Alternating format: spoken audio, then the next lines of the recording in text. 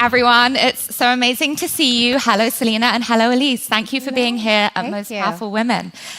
So, Selena, you launched Rare Beauty in 2020. There were then, and there are now, so many celebrity beauty brands on the market. But as Emma alluded to in the introduction, you've been so incredibly successful. What did you see as the white space at that time that you wanted to fill?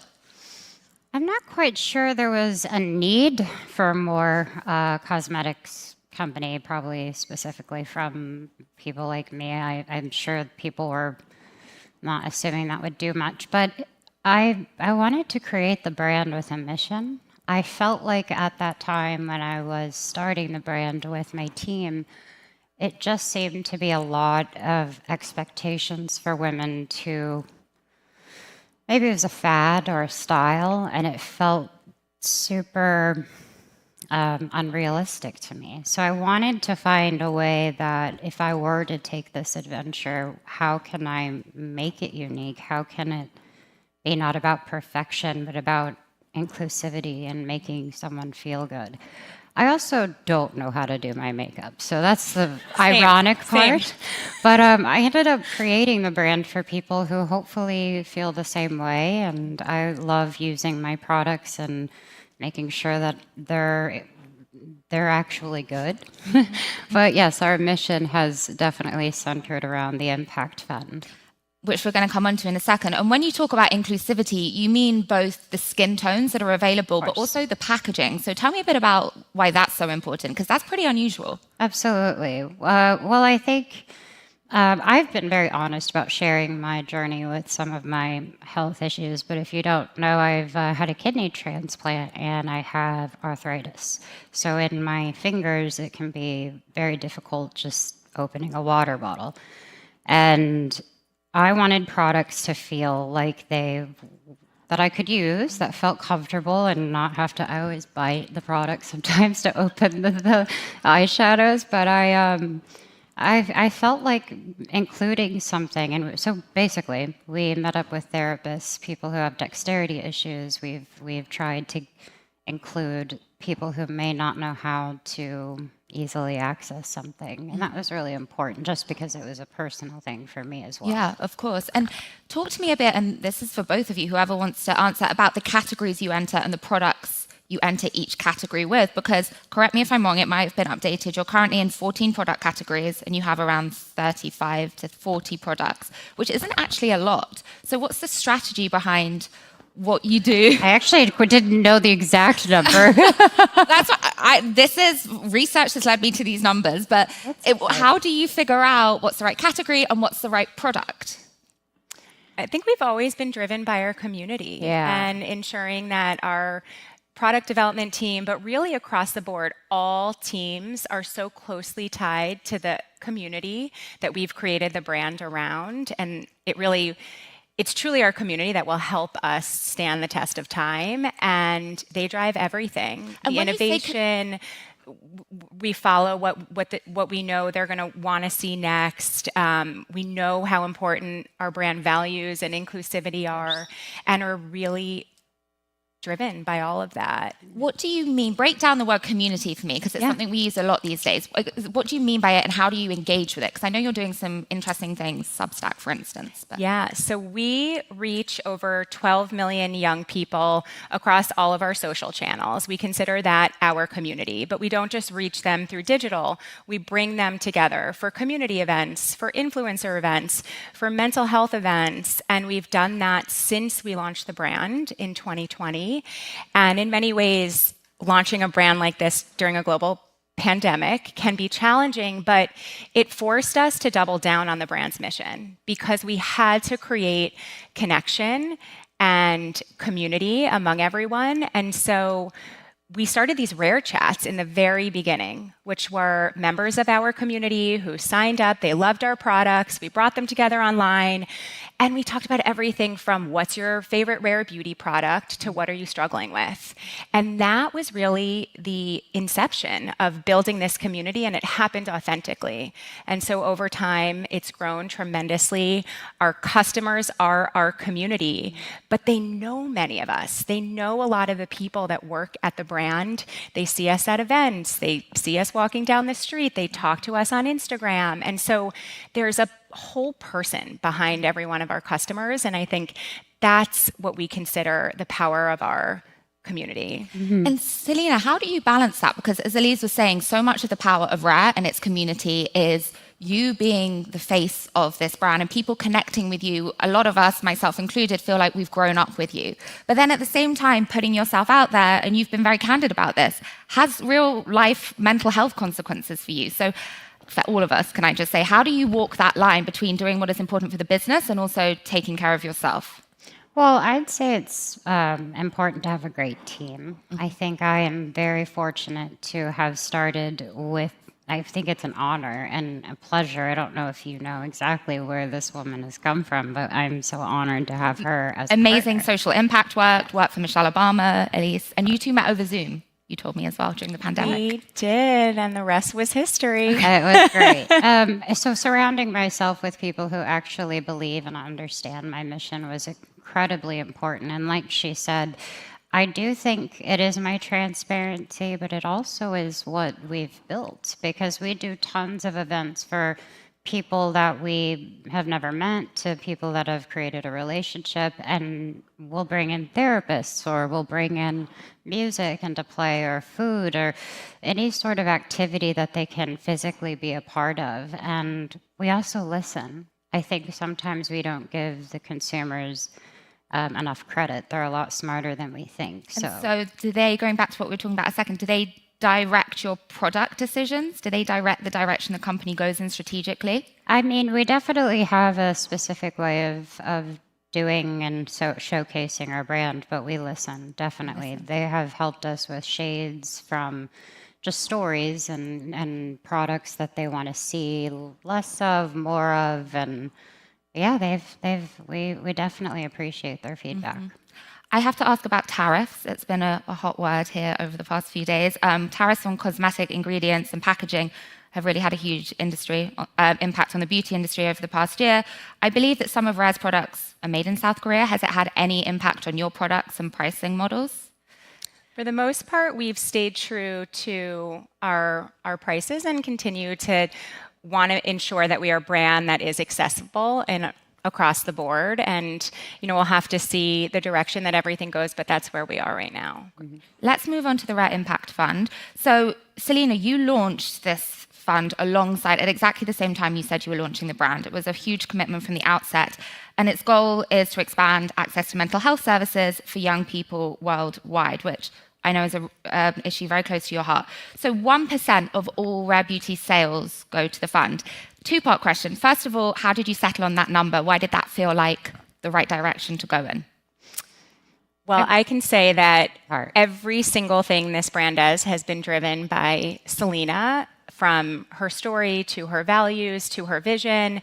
And so making a commitment like that before ever selling a product is something that's really bold and unique. We didn't know what the success of the business would be, and it can be risky to give away 1% of sales, not profit, sales, before ever knowing what the business is going to look like. And for Selena, this brand has always been driven by mission first. The products can stand on their own, but truly the brand's mission and purpose and story is what makes the brand so unforgettable to our community. And so 1% of sales is bold. It's above gold standard as people look at sort of corporate philanthropy. And not only did Selena want to donate 1% of sales of her company, but she wanted us to also fundraise so that we could mobilize $100 million. This wouldn't just be a corporate philanthropy. This would be a true foundation, true through and through. And that's what it's been since day one. And how do you think about allocating funds? How do you make those decisions? So we work in partnership with organizations around the world. We vet them. We make sure that they are meeting our 3 pillars of impact, which is around suicide prevention and crisis response, education, as well as what we call communities of support, which is really ensuring that all of the adults around a young person are also trained and educated. So we make sure that the organizations we support fit into one of those buckets. And we currently support 30 nonprofit partners around the globe. That's incredible. That's hopefully just the beginning. That's just the beginning. Where do you want it to be in 10 years' time? I am to rush people. This is an important issue. This is something that often gets neglected, but also, when we started the brand, it was during the pandemic. It was during a really difficult time. So I wanted to see if that would even work. And like she said, I think it is kind of bold and a little risky to do that. But we've also been able to do full days working with our partners where, we did recently 3 days at Sephora where 100% of our fragrance sales went to the Impact Fund. So we get to do these things that help it grow, and we do a gala every year, and usually I force my husband to buy the most expensive thing because I'm like, just do it. We need to help people. So. And he does it. He does it. He does it. What a great husband. I don't know how many of you watched the documentary film that Selena made in 2022 called My Mind and Me, which was such an incredibly powerful film and actually a very brave thing for a celebrity to do, to give so much of yourself to the viewer like that. In that film, you talked about wanting to spearhead a mental health curricula for young people in schools. I wonder where you're at with that right now. Is it a possibility? Well, to explain, when I went to rehab, I've been a few times for multiple things, but one of the biggest tools that helped me was dialectical behavior therapy, and it's called DBT. Some people know it as cognitive as well, so it can be CBT. And it instills these skills in me that I don't think I was ever able to do growing up. I'm bipolar, so regulating emotions, understanding what enmeshment and codependency looks like, and learning all of these lessons. So yes, my idea was, and dream would be, that they would teach, some sort of education in schools. When you're younger and you go to school, I remember I'd get a smiley face and they'd give me a little thing and they'd have a chart and they'd say, how do you feel today? And, it sucked when I got them a bad one, but it was just, to me, why wouldn't we keep that conversation going? I'm not sure currently that would be possible. But maybe one day it is a goal of mine that I truly would love to see through, and hopefully. Well, and a lot of what we found also in doing our research, where there were a lot of programs and curricula for schools, but they didn't have the funding that they needed to scale or to tailor them to different communities and different cities and different states. And so that has been Selena's drive to create a curriculum, and her own experience has really helped guide the strategy of the fund and why we invest in programs that are evidence-based curriculums for school that we can help expand, we can help people modify them and really scale them across the country. Yeah. And how do you reflect on that film now, Selena, My Mind and Me, because you're happily in a much happier place in your life? And I wonder how it feels looking back on that film now. I'm just so glad I'm not there. I also don't want people to look at that film and still believe I'm there. I don't think anyone does. Well, good. I'm so grateful that I was able to share that part of me. Before it came out, I changed my mind so many times whether I'd release it or not. But now I'm just grateful that people found a lot of healing. We heard so much. And the conversation shifted from, let me take a selfie to, oh, wow, I have this. I've dealt with, clinical depression, and these conversations were opening up. So it was nice to tell my story to hopefully gain trust with my community, my group of people. And it's been wonderful and challenging, still is, but it's great. No, it's a really remarkable film if you haven't watched it.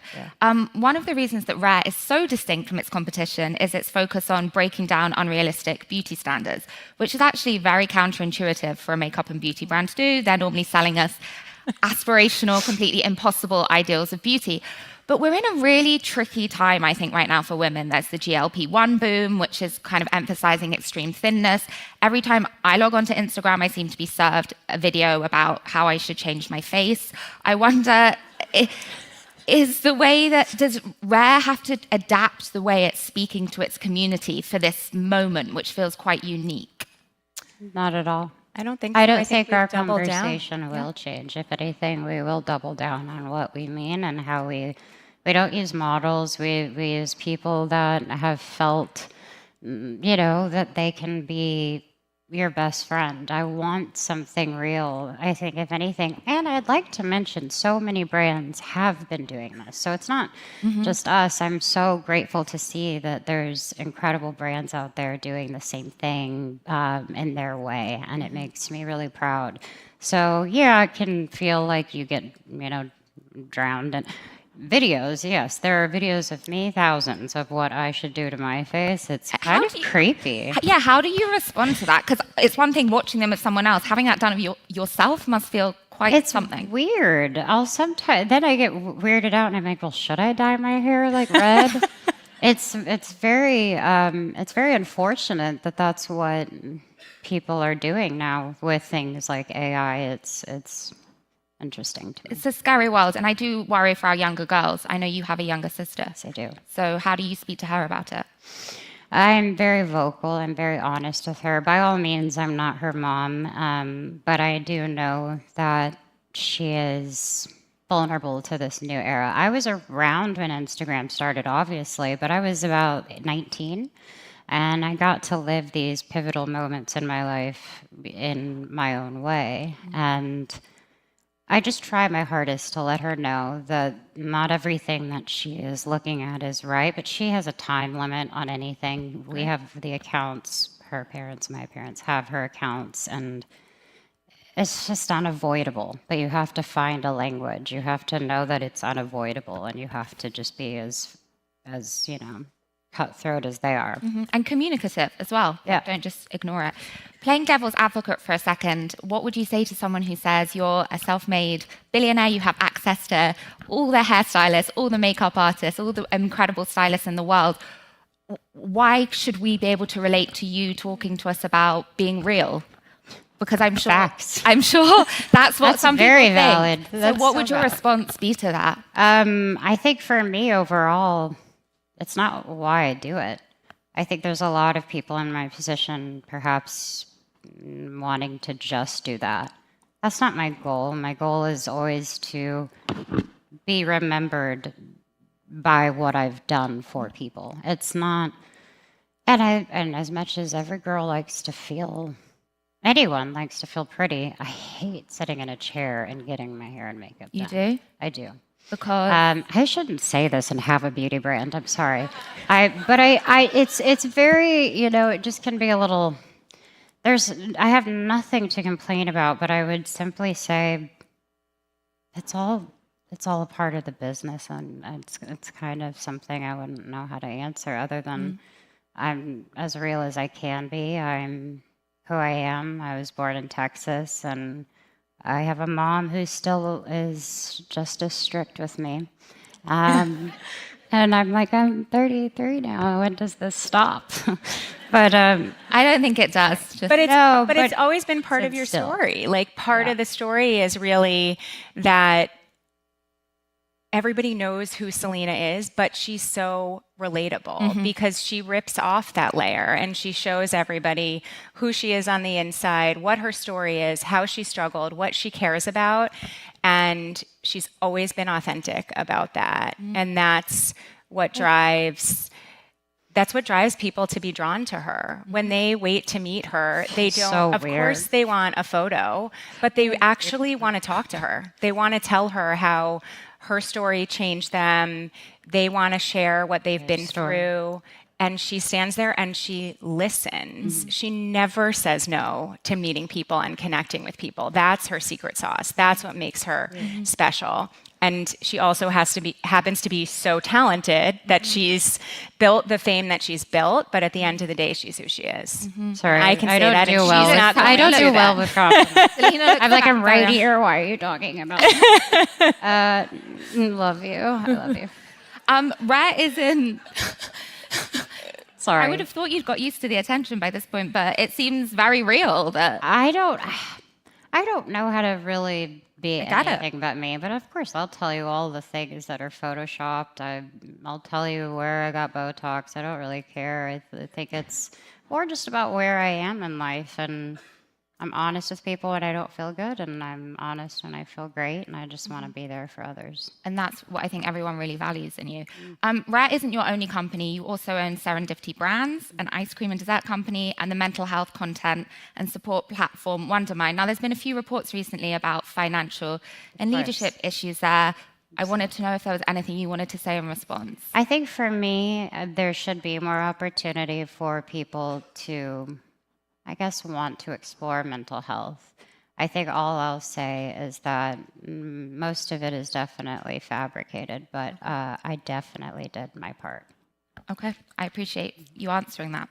Are there any other companies you've got your sights set on launching other than the quite significant portfolio you already have? Or you're looking at me as if I'm absolutely mad for suggesting that? I'm sorry, you want to do what with me?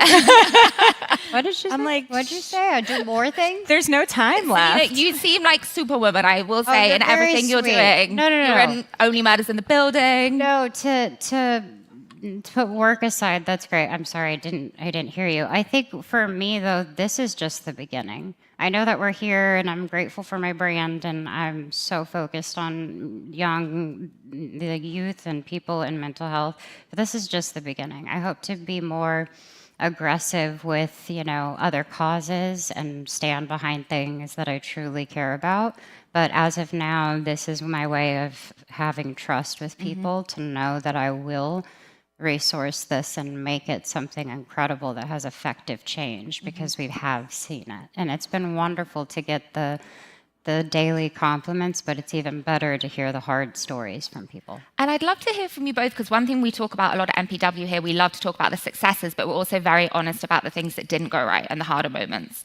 So since the launching of Rare Beauty and the Impact Fund, what's something that didn't go as planned that you had to kind of revert on?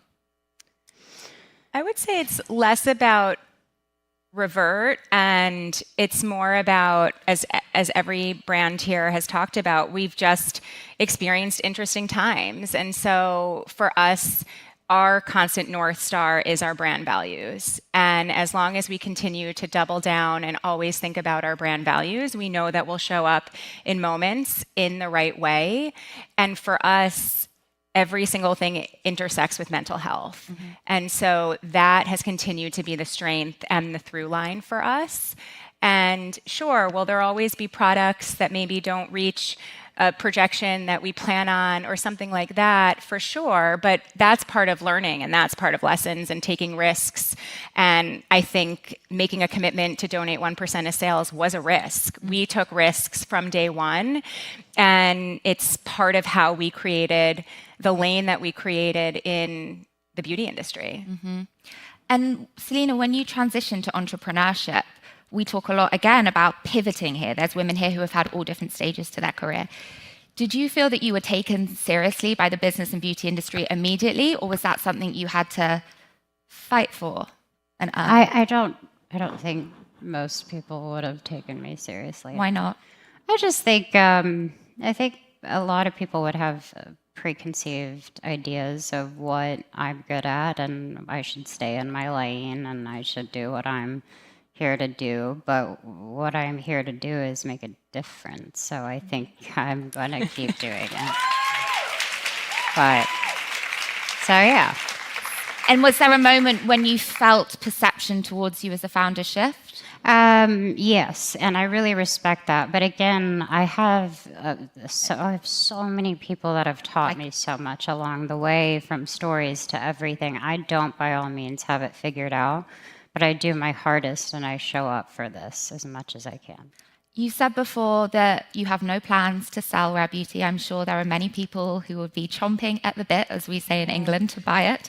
But it's been a big year for big dollar beauty acquisitions, and I wonder if that has shifted your mentality around this at all. All I'll say is I'm not ready. You're not ready. And you, I love what we do, and I don't want it to. When the time is, I don't want it to change. When the time's right, maybe, but no. I have to ask a question about your very powerful friendship group. Taylor Swift has just broken a ton of business records with her recent album, The Life of a Showgirl. Yeah. You are one of the most successful entrepreneurs in the beauty space. What have you learned from Taylor, and what do you think you've taught her about business? She's she's one of the most brilliant people I've ever met. She is very strong in her lane, and she gives great advice all the time. I'm not sure what I would say I've done for her other than been there as a friend. But one thing that stuck out to me, and I'll always remember it, but she said, if you're the smartest person in the room, you're in the wrong room. And that's that's why I surround myself with really incredible people there's no dumb questions. You have to learn and not be afraid of all the things that you might lose out on. And you've spoken about yourself as a leader. What is your approach to leadership? Because I imagine, you came up in this very unique world where you were a solo woman on stage, then you were part of ensemble casts. Now you, with your incredible team like Elise, are leading a company. Are there any leaders you look up to whose approach you wanted to emulate? How do you think about leading a team? To be honest, I actually, some of the people here, and definitely people who are motivational, like Brene Brown. I did not know she was going to be here, and I freaked out backstage. Just because I absolutely respect this. I consider being in this room a real honor, and in a lot of ways, I still find that I'm not sure I deserve it, but I know that this is how I get to grow, and I know I'd rather be here than the MTV Awards. It's so interesting that you said you feel like you don't deserve it. You've built this huge brand that with obviously, goes without saying, with your team, that, as Emma alluded to in the introduction, has been valued at $2 billion and above. And maybe it's a systematic problem that we talk about a lot here, that you might still feel you don't deserve that. Why would you not deserve to be here? To be honest, I'm going to go from Brene Brown. She said one of the biggest fears, one of the biggest emotions that you can be fearful of is joy. Because this is how I work personally. When something great happens in my life, I expect something bad to happen.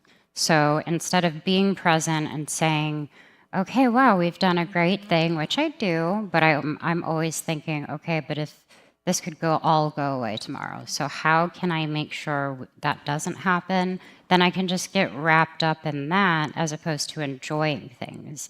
And I would say that's my biggest conflict sometimes when, wonderful things happen. I got married and then I was sobbing because I was like, I'm going to die the next day. I think that's a little, life thing. Can I just say that is, as a woman also in her 30s, that is very relatable. It's weird. It's a weird There's highs and there's lows. Yeah.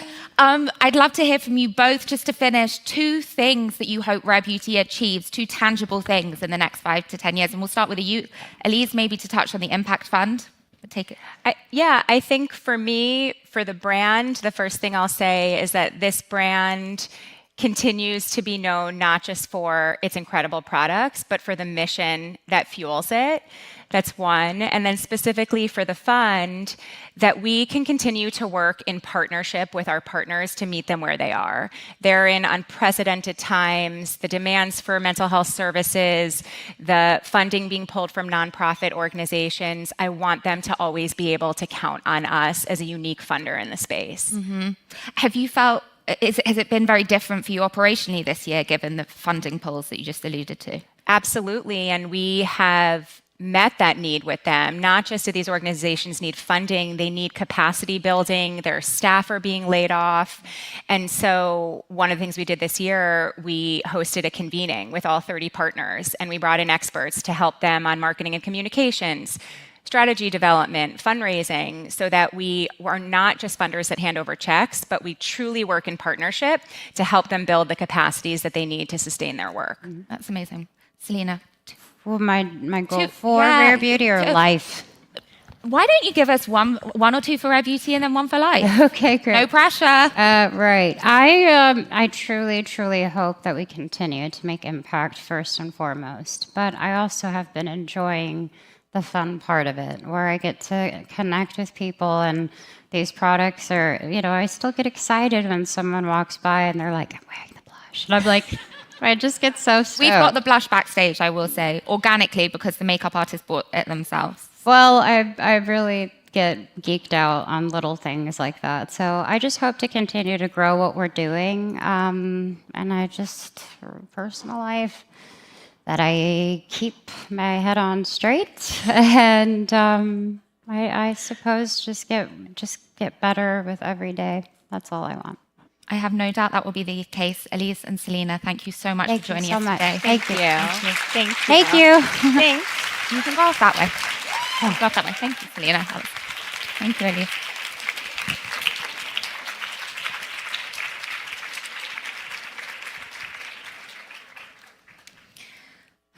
Okay. Next up, for our closing conversation with Muriel Bowser,